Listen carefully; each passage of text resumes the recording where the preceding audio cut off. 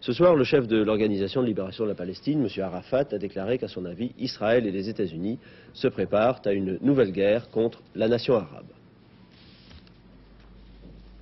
Dans cette valse hésitation proche-orientale, émaillée d'incidents, de déclarations à tonalité pacifique ou alarmiste, les apparences sont trompeuses. La paix et la détente ressemblent en fait à la guerre. Les accrochages, notamment entre Israël et le Liban, se multiplient. Ce matin, un duel d'artillerie a opposé les forces libanaises et israéliennes. L'échange de tirs aurait été provoqué, selon Beyrouth, par l'incursion d'un blindé israélien à 150 mètres à l'intérieur du territoire sud-libanais. Le Liban s'est ému de la répétition d'opérations qui ne sont considérées par les Israéliens que comme préventives et défensives. Les infiltrations de Fedaïn sont effectivement de plus en plus nombreuses en Israël ces derniers temps, et les opérations de police prennent, presque nécessairement, l'allure d'un quadrillage militaire de grand style. Tout cependant reste ponctuel, rapide et, en dépit des victimes à déplorer, 3 ou 4 à chaque opération, plus spectaculaire que véritablement meurtrier.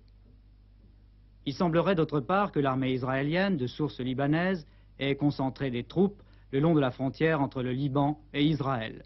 Objectif vraisemblable, dissuasion psychologique en même temps que cordon de protection militaire, démonstration de force en même temps que dispositif tampon.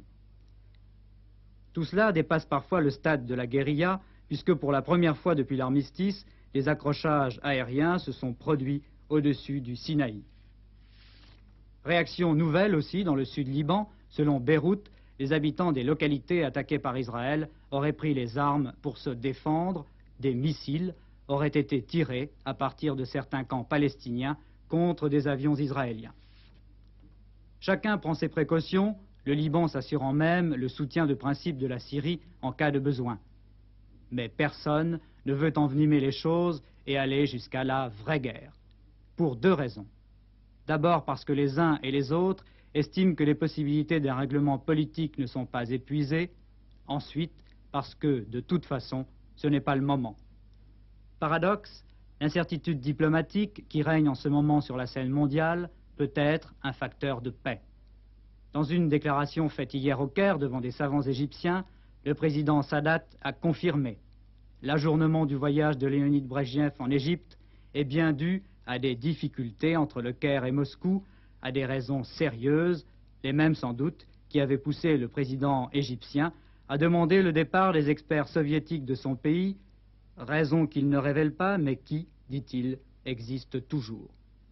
Dès lors, qui peut compter sur qui? Certes, Léonid Brejnev semble bien malade. Affection grave ou simple repos, maladie diplomatique ou pas, ce ralentissement de l'activité de M. Brejnev, pour le moins, tombe bien, car personne n'est pressé de retourner dans le guêpier du Proche-Orient. Les Américains et les Soviétiques, qui ont eu tant de mal à échafauder ce semblant de détente, n'entendent pas la compromettre. Le président Ford et Henry Kissinger, en un mot, comptent sur Brejnev. Dans une interview, le secrétaire d'État américain précise « Toute intervention militaire américaine serait une action très dangereuse ». Il ajoute « On parle trop de guerre au Proche-Orient ». Moshe Dayan, l'ancien ministre israélien de la Défense, confirme un peu cette analyse. Selon lui, il n'y aura pas de 3e guerre mondiale, ni de reprise prochaine de la guerre israélo-arabe. Il reste à savoir ce qu'est le proche avenir et si, par hasard, cet avenir prochain ne s'arrête pas au printemps.